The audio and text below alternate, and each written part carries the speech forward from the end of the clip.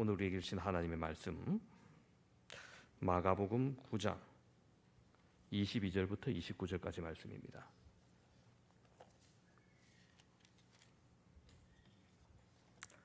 마가복음 9장 22절에서 29절까지.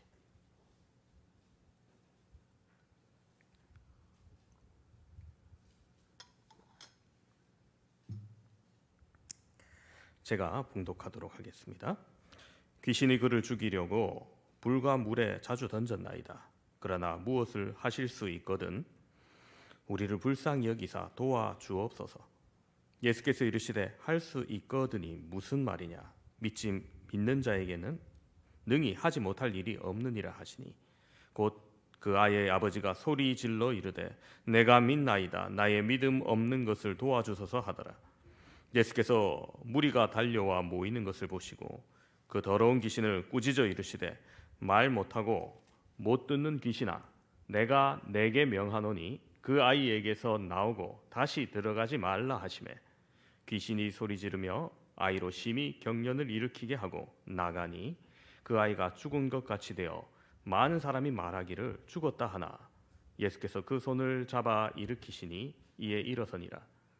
집에 들어가심에 제자들이 조용히 묻자오되 우리는 어찌하여 능히 그 귀신을 쫓아내지 못하였나이까. 이르시되 기도 외에 다른 것으로는 이런 종류가 나아갈 수 없느니라 하시니라. 아멘. 사람들이 다른 이의 성공 이야기에 관심과 찬사를 보내기도 하지만 반대로 실패하고 몰락한 이야기에 관심을 가지기도 합니다. 오늘 본문은 예수님께서 아이에게 있던 귀신을 쫓는 기적만을 이야기하는 것이 아닙니다. 기적에 앞서 제자들의 실패에 대해서 말씀해 주십니다. 예수님의 기적 이야기는 마가복음 전체를 볼 때 상반부, 즉 1장에서 8장에 집중되어 있습니다. 이 땅에 오신 하나님의 아들로서의 권위 그리고 그 능력이 나타나는 사건들입니다. 그래서 예수님에 대한 기적은 전반부에 집중되어 있다면 9장 이후의 후반부에는 우리를 위해 십자가를 지시는 예수님에게 집중되어 있습니다. 즉 오늘 본문의 초점도요, 기적을 행하시는 권능을 행하시는 예수님이라기보다는 실패한 제자들이 따라야 할 길과 교훈에 대한 믿음입니다. 본문 앞에 어떤 사건이 있었냐면 변화산 사건이 나와요. 변화산에서 예수님이 기도하러 올라가실 때 3명의 제자를 데리고 가셨습니다. 베드로, 야고보, 요한. 따라서 오늘 예수님이 오시기 전에 귀신 들린 아이를 고치려다가 실패한 제자들의 무리는 12제자가 아니라 9명의 제자입니다. 예수님이 도착하셨을 때 이 9명은 공경을 당하고 있었습니다. 아이를 고쳐달라는 아버지의 부탁에 실패한 채였고 또한 그것을 빌미로 서기관들에게 둘러싸여 변론하고 있었다. 14절은 이렇게 말합니다. 여러분, 말이 좋아 변론이지 이 서기관들과 변론할 실력이 그때까지 제자들에게 없었습니다. 아마 논쟁에서 참패하고 있었을 겁니다. 그 무리가 이것을 지켜보았다라고 말씀 기록합니다. 여러분, 기적과 성공에도 무리가 구경하기도 하지만 큰 실패와 공경을 무리가 구경하기도 합니다. 역시 예수님은 이러한 군중을 흔들리는 갈대라고 표현했듯이 군중 자체가 진리를 가르는 촉도는 아닙니다. 그들은 단지 흔들리는 갈대와 같은 존재였습니다. 즉 뜨내기일 뿐이었습니다. 예수님이 오셨을 때 15절은 그들이 예수님을 보고 매우 놀라며 달려와 문안하였다 이렇게 기록합니다. 왜 놀랐는지는 언급이 없습니다. 정황상 예수님의 제자들을 멸시하다가 예수님이 와서 당황해서 놀랄 수도 있고요. 어떤 신학자는 재미있는 관점으로 해석했던데 변화산에서 빛나던 예수님의 형상 때문에 아직 옷이 빛나고 있어서 놀랐을 것이다. 그렇게 추측한 신학자도 있었습니다. 무슨 일이었든 예수님은 제자들의 상황을 보시고 물으십니다. 너희가 무엇을 변론하느냐? 아마 몰라서 물으신 건 아닐 것입니다. 이 한 사람이 나와 대답합니다. 선생님, 말 못하게 귀신 들린 내 아들을 선생님께 데려왔나이다. 바로 귀신 들린 아이의 아버지였습니다. 아이의 상태는 심각했습니다. 귀신이 어디서든 그를 잡으면 거꾸라져 거품을 흘리며 이를 갈며 얼굴이 파리해진다는 겁니다. 여러분, 이 증상만 들으면 전형적인 간질 같습니다. 그럼 병원을 가야죠. 그런데 다른 증상들이 있습니다. 17절에 보면 말 못하게 귀신 들린 내 아들이라고 밝혔습니다. 즉 이전에는 말을 하다가 갑자기 말을 못하게 되었다는 겁니다. 또한 확실한 다른 증상이 22절 상반부에 기록되어 있습니다. 보시면 귀신이 그를 죽이려고 불과 물에 자주 던졌나이다.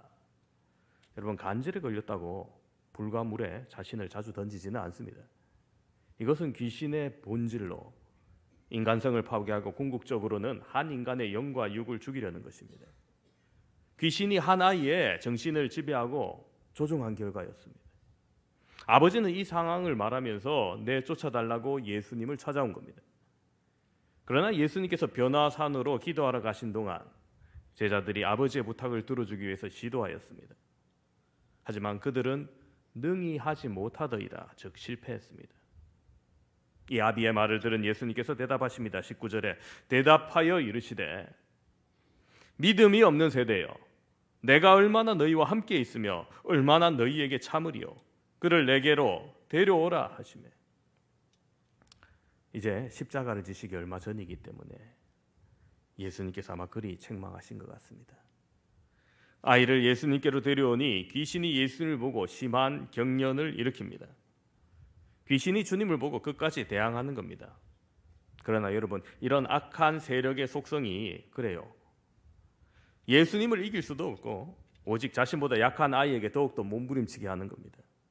그 이상 어찌 해볼 도리가 없는 거예요. 예수님은 이 아이의 상태를 보고 물으십니다. 언제부터 이렇게 되었느냐? 아버지가 대답합니다. 어릴 때부터이니다. 즉 환자의 상태가 장기간에 걸쳐 진행되어 온 심각한 것이었습니다. 그 오랜 기간 동안 귀신의 세력 아래 고통당했습니다.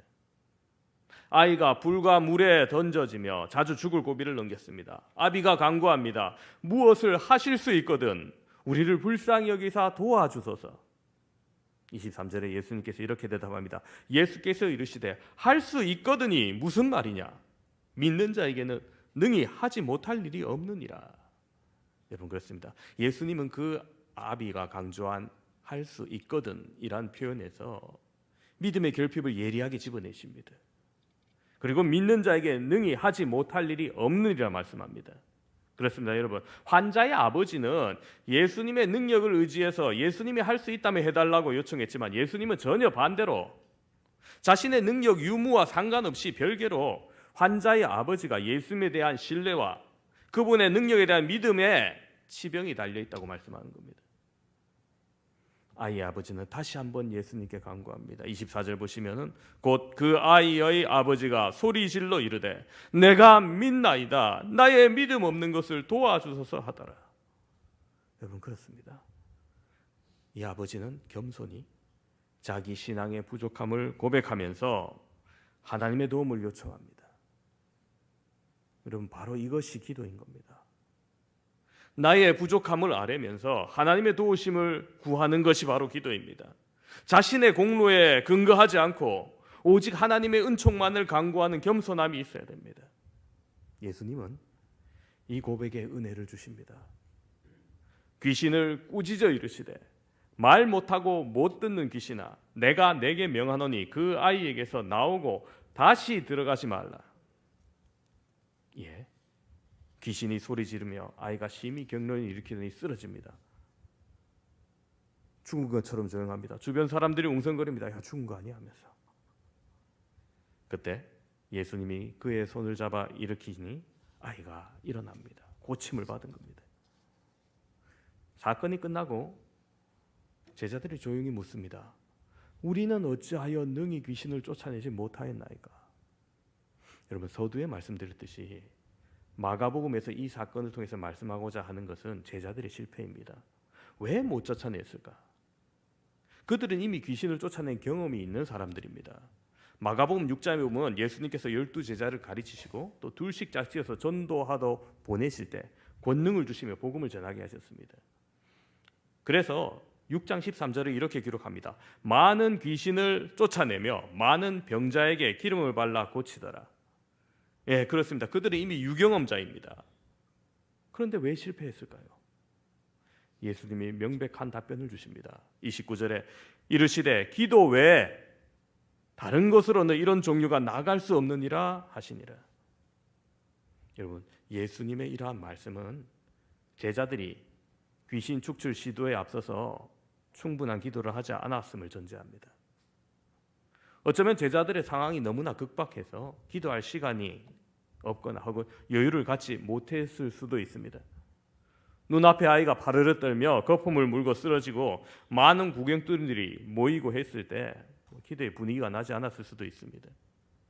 당연히 해야 할 기도의 시간을 생략한 채 축기를 시작했을 수도 있습니다. 여기서 오늘 본문이 우리에게 던지는 교훈이 바로 이것입니다. 오늘 우리는 당연히 구해야 할 기도를 생략한 채 정작 다급한 일, 중요한 일, 심각한 문제들을 해결해 보려고 노력하다가 실패하여 곤란해하거나 괴로워하지는 않고 있습니까? 이 세상 사는 사람치고 문제 없는 사람이 있을까요? 모양이 다 다를 뿐이지 모든 사람들은 다 문제가 있습니다. 문제가 있다는 것은 무슨 말입니까? 힘들고 어려운 일이 있다는 거예요. 뭔가 하기를 원하지만 못하는 것이 있고 꼬이고 막히고 눌린 것이 있고 아픈 것이 있고 말하고 싶은 문제가 있다는 겁니다. 이런 관점에서 보면 여러분들은 어떻습니까? 여러분 문제가 없습니까? 어려움이 없습니까? 속상하고 답답한 일 없습니까? 무엇을 하고자 해서 나아갈 때 만사천리, 일사오케이입니까? 아닐 겁니다. 아마 문제 없는 곳 없고 문제 없는 사람 없듯이 여러분에게도 그런 일들이 있을 거예요. 이 세상 사는 사람 한 사람도 문제 없는 사람은 분명히 없습니다. 그러나 문제만 있는 것이 아니라 반드시 해답도 있습니다. 해답이 있다는 것은 결국 문제가 풀릴 해결된 방법이 있다는 말이죠. 여러분, 우리에게 닥친 문제는 크게 두 가지로 나눌 수 있습니다. 자신의 닥친 문제, 즉 나에 대한 문제이고, 또 다르게는 나와 연관된 사람, 가까운 사람에게 있는 문제입니다. 물질의 어려움이나 삶의 공고함, 여러 가지 일이 꼬이는 것, 육신의 질병이나 아픔, 장래의 불안함과 답답함 등이 있을 수 있겠죠. 그런가 하면 자식의 문제, 남편의 문제, 아내의 문제, 부모와 형제 간의 문제, 이런 문제들이 있습니다. 제가 아는 한 권사님도 자식 때문에 얼마나 속상하고 힘들었는지 몰라요. 살기는 괜찮고 넉넉한 편인데 자식 때문에 늘 괴롭고 힘든 거예요. 이게 첫째 딸, 둘째 딸은 괜찮은데 셋째 아들이 이게 완전 골칫덩어리인 거예요. 근데 여러분, 비단 남의 집 문제가 아니죠. 여러분 여기 앉아 있지만은 여러분 자신이든 여러분의 가족이든 문제가 없는 사람이 있습니까? 그냥 두 다리 쭉 펴고 살 만큼 그저 평범하십니까? 우리는 그렇게 살고 싶은데 이 세상은 그렇게 놓아주지 않는다는 겁니다. 나름대로 신앙생활도 하고 믿음도 있고 잘 살아보려 함에도 불구하고 어려움이 있습니다. 문제가 끊일 날이 없을 겁니다. 저도 목회하면서 이걸 얼마나 뼈저리게 느끼며 사는지 모릅니다.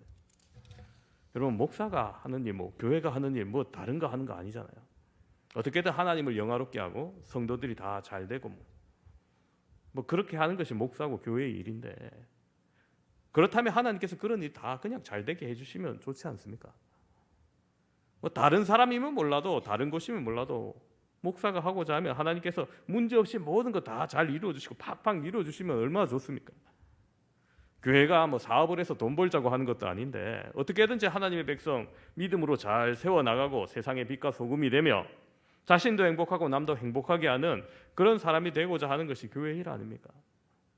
그렇다면 교회가 어려움 없이 문제 없이 잘 되게 해주시면 좋죠. 그런데 그게 아닙니다. 목사인 저에게도 교회에게도 보면 문제가 끊임없이 일어납니다. 이 문제가 끝나면 괜찮겠지 하고 해결되면 또 다른 문제가 일어나고, 이 일이 끝나면 괜찮겠지 하면 또 다른 일이 일어나는 거예요. 하나님 안 믿어서 그렇습니까? 기도 안 해서 그렇습니까? 믿음으로 안 살아서 그렇습니까? 아니죠. 그런데도 문제는 일어나고 어려움을 당한다는 말입니다. 왜 그렇습니까? 하나님이 살아계시지 않아서일까요? 믿음이 잘못돼서 그렇습니까? 아닙니다. 이 세상이 원래 그런 곳이기 때문입니다. 이 세상이라는 곳은 어디든지 어떤 모양이든지 문제가 있고 어려움이 있습니다. 그렇기에 성경은 이 세상의 삶을 이렇게 표현합니다.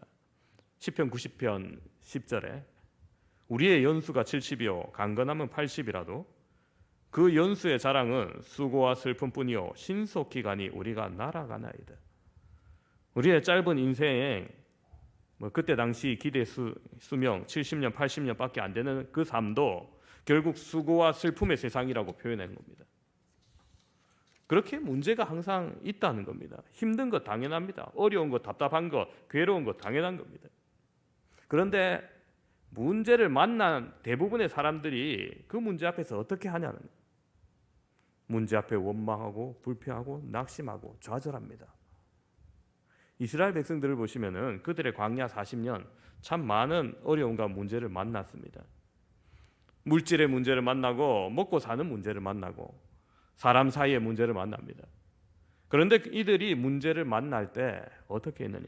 민수기 21장은 이 사건을 소개합니다. 민수기 21장 4절 5절에 백성이 호르산에서 출발하여 홍해 길을 따라 에돔 땅을 우회하려 하다가 길로 말미암아 백성의 마음이 상하니라. 길이 험하거든요. 가봤는데 나무 한 그루 없고 계속 오르막길이에요. 땡볕이고 풀 한 폭이 잘 안 보이고 마음이 상할 만해요. 그런데 그들이 어떻게 했느냐? 5절에 백성이 하나님과 모세를 향하여 원망하되 어찌하여 우리를 애굽에서 인도해내어 이 광야에서 죽게 하는가? 이곳에는 먹을 것도 없고 물도 없도다. 우리 마음이 이 하찮은 음식을 싫어하노라며. 하나님이 내려주신 만나마저 이 하찮은 음식으로 폄하합니다. 원망하고 불평합니다. 그러면 반드시 따라오는 게 있습니다. 바로 낙심과 좌절이죠. 물론 마실 물이 없다는 건 심각한 문제입니다. 먹을 음식이 많지 않다는 거 불편한 일입니다. 오늘 저와 여러분도 가다가 만나는 문제 앞에 이들처럼 혹시 원망과 불평할 일이 있지 않습니까? 그래서 그러한 마음을 갖고 낙심하고 좌절합니다. 하지만 그렇다고 여러분 문제가 나아졌습니까? 전혀 나아지지 않죠. 보세요. 이스라엘 백성들이 마실 물이 없고 먹을 양식이 풍부하지 않은 문제로 원망할 때, 불평할 때 하나님께서 어떻게 하시느냐? 민수기 21장 6절에 보시면은 여호와께서 불뱀들을 백성 중에 보내어 백성을 물게 하심으로 이스라엘 백성 중에 죽은 자가 많은지라. 그렇습니다. 여러분 그렇게 한다고 문제가 해결되는 것이 아니었습니다. 오히려 죽게 됩니다. 망하게 되고 손해봅니다. 지금 내게 당한 여러 가지 문제들로 내가 지금 한숨 푹 쉬고 있거나 속을 끓이면서 답답해하거나 속상하게 한다고 이득이 되는 문제가 아니라는 겁니다. 이런 이야기가 있어요. 어떤 집사님이 새벽에 기도하러 나왔는데 열심히 기도하다가 주변을 보니까 다른 성도들이 제대로 기도하지 않아요. 장로님이 자고 권사님이 자고 있는 겁니다. 그래서 이 사람이 하나님께 이렇게 기도합니다. 하나님, 이게 우리 교회 수준이 이렇습니다 하면서 기도에 훈련이 되어 있지 않고 기도 수준이 이 모양입니다. 어떻게 이럴 수 있습니까? 하면서 그래 기도했더니 하나님이 응답을 해주시는데 그렇게 불평불만할 거면 너도 잘하는 거예요. 그렇습니다. 불평불만, 원망은 문제를 해결하지 못합니다. 마가복음 5장을 보면은 12의 혈증 앓았던 여인이 나오죠. 이 여인이 그 병을 고쳐보고자 얼마나 안간힘을 썼습니까? 나름대로 해결해보려고 덤벼들었습니다. 그런데 어떻게 됩니까? 마가복음 5장 25절 26절에 이렇게 말합니다. 12해를 혈류증으로 알아온 한 여자가 있어 많은 의사에게 많은 괴로움을 받았고 가진 것도 다 허비하였으되 아무 효험이 없고 도리어 더 중하여졌던 차에. 그렇습니다, 여러분.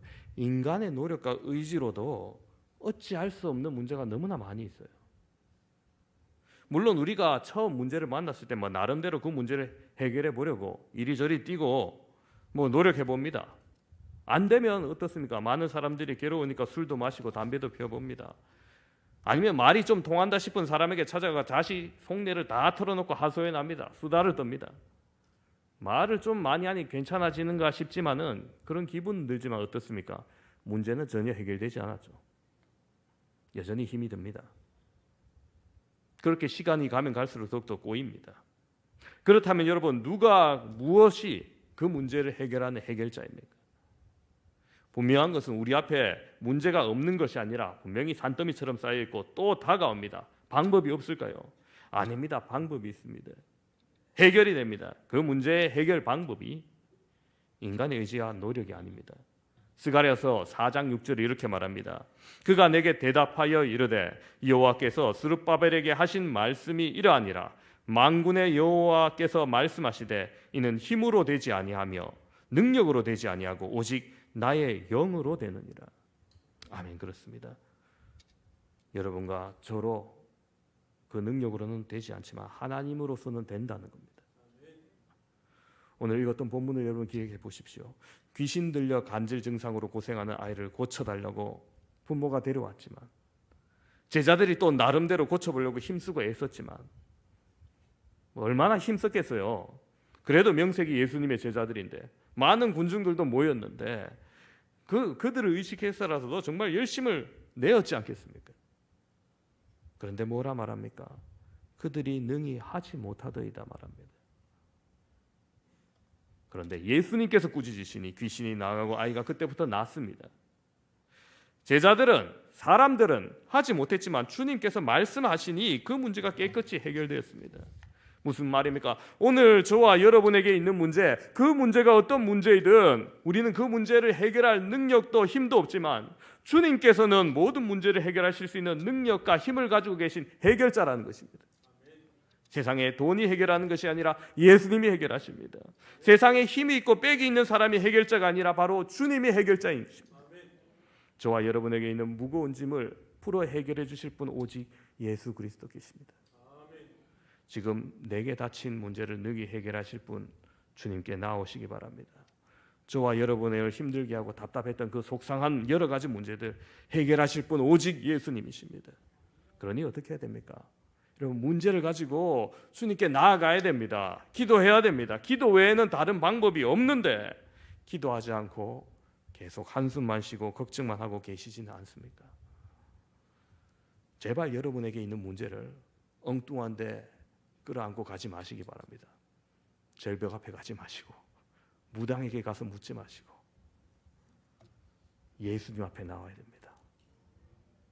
자신의 문제를, 자식의 문제를 주님 앞에 나아가시고 가정의 문제를, 식구의 문제를 끌어안고 주님 앞에 나아갑시다. 고생한 이 아이를 둔 부모 주님께 나와 어떻게 합니까? 내가 믿나이다. 나의 믿음 없는 것을 도와주소서. 자신의 속내를 주님 앞에 다 털어넣습니다. 부족함을 털어넣습니다. 눌려있고 억울한 자신의 모습, 아픈 모습, 답답한 모습, 힘들고 연약한 믿음까지도 다 주님 앞에 내려놓습니다. 여러분, 자신의 모습이 그러하면 그러한 대로, 부족하면 부족한 대로, 못하면 못한 대로 다 아뢰십시오. 그러면 오늘 주님께서 역사하시는 겁니다. 사랑하는 성도 여러분, 주님께서 여러분과 저의 문제를 해결해 주시는 능력 있는 분이십니다. 우리의 힘과 능력으로 해결하지 못하는 문제와 사건들 주님께서 능히 해결하십니다. 그렇기에 주님께서 말씀하십니다. 야고보서 1장 5절에 너희 중에 누구든지 지혜가 부족하거든 모든 사람에게 후히 주시고 꾸짖지 아니하시는 하나님께 구하라. 그리하면 주시리라.